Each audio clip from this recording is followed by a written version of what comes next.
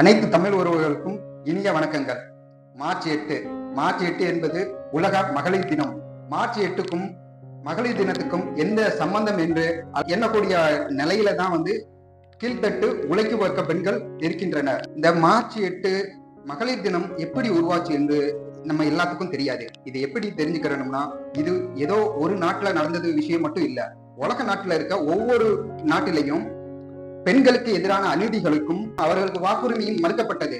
அந்த காலத்துல இருந்து மகளிர் எப்படி அவங்க பாலின சமத்துவத்துக்கு ஈக்குவலா வராங்க, அதுக்காக வேண்டிய ஒரு தினம் கொண்டாடப்படுதுதான், அதுதான் மகளிர் தினம்.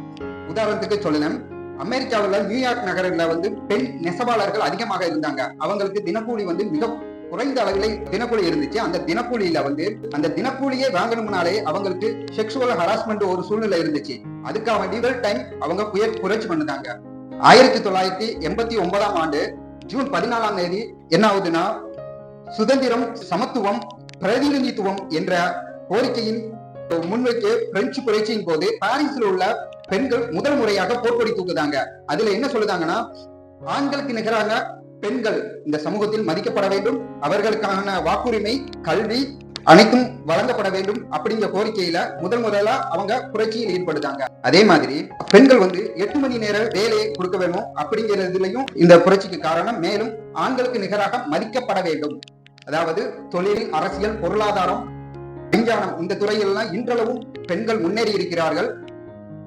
அவர்கள் இன்றளவும் ஆண்களுக்கு நிகராக மதிக்கப்பட வேண்டும். அந்த கோட்பாடை வலியுறுத்தி தான் இவங்க மகளிர் தினம் கொண்டாடுதாங்க.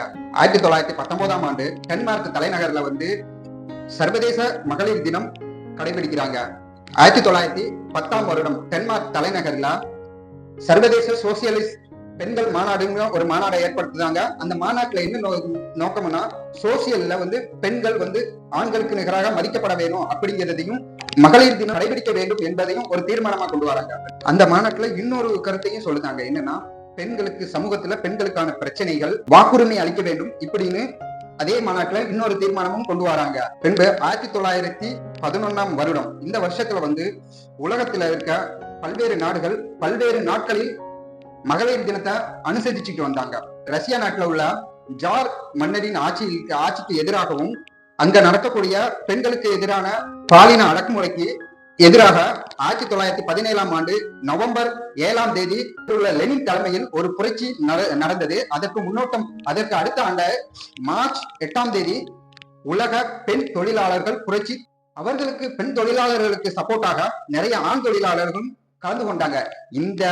அதாவது ரஷ்யாவுள்ள கம்யூனிச சித்தாந்தத்தின் கீழ பெண்கள் புரட்சி தொடர்ந்தாங்க. அந்த புரட்சிக்கு நிறைய கம்யூனிச தோழர்கள் கலந்து கொண்டு அவர்களுக்கு ஒரு சப்போர்ட்டாக இருந்தது காரணத்தினால மார்ச் 8ஆம் தேதியை உலக மகளிர் தினமாக ஒவ்வொரு நாடும் கொண்டாட வேண்டும் என்று அறிவுறுத்தப்பட்டது. தனி பெண்களுக்கான உரிமை உலக பெண்களுக்கான உரிமமாக மாற்றப்பட்ட வருடம் 1945.